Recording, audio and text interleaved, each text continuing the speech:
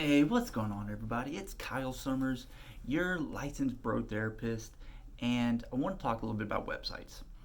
And so, first off, if you haven't already, like the video, subscribe to the channel, hit the bell for notifications, go to Facebook. Got a lot of stuff happening on Facebook. I got my Facebook page, Sommers Consulting, great content, and I got our private group, the Public Private Practice, both of which is all devoted to private practice for a licensed mental health professional because I want to help you, the viewer, learn how to smash your goals with your private practice. And so, websites. There are a lot of different options you have for what you choose to do with your website. Now, not just the host and which platform you use and the different things like that, but do you create it yourself or do you contract that out? And both have huge pros and cons. For me personally, I created myself, and the reason for that is because I'm a solo practitioner. That's it. I don't want any staff, and that's just the business model that I want for myself. And so for me, the way in which I'm going to scale is that I want to teach other ambitious therapists how to do it themselves. And the alternative is you contract it out. You can have a bomb ass website, you could have all the SEO and marketing built into it, but it's going to cost you. It's going to cost you a lot. The prices can range very, very widely.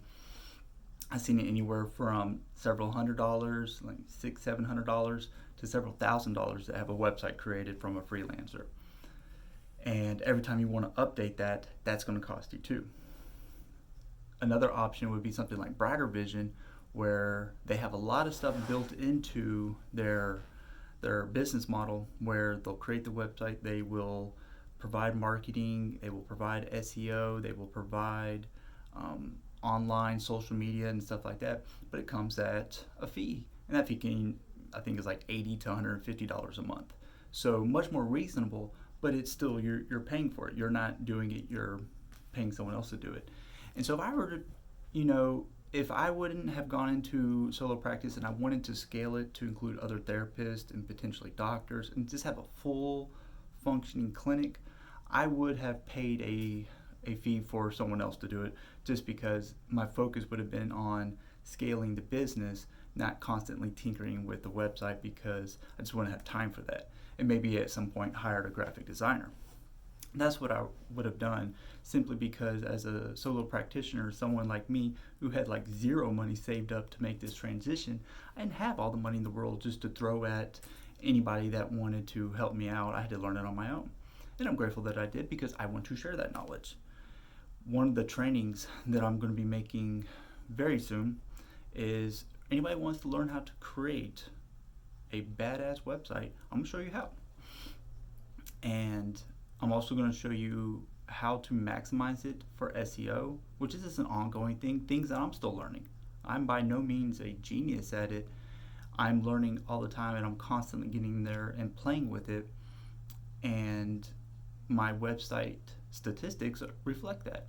I'm being found. And if you don't stay on top of it, it will not continue to flourish. And so it's something that you always have to pay attention to. And I love doing it. I love, now that I've gotten in there and I've made so many mistakes and I've kind of tried to rid myself of any generic crap that doesn't truly reflect me. I love it. I love going in there and doing it. And yeah, so I use WordPress, the business pricing on it. So it's like $25 a month. It's super affordable. It's very similar to a couple other companies like Wix. It's got affordable plans somewhere in that $17 to $30 range. And I've heard a lot of people have really good success with it. I've seen a lot of good sites. So I personally like WordPress for various reasons. One, the plugins it's a really cool feature. And as I grow, there's a plugin to help me grow my site to that. And so yeah, so that's just my spill on that. Ask yourself at the beginning, what kind of practice are you wanting? Solo practice? You may want to learn how to do it yourself unless you have some saved up capital so that way you can afford to outsource that. If you're going to scale it, you might want to consider going with Brighter Vision or other similar company like that, so that way you can focus on the business and not just the website creation.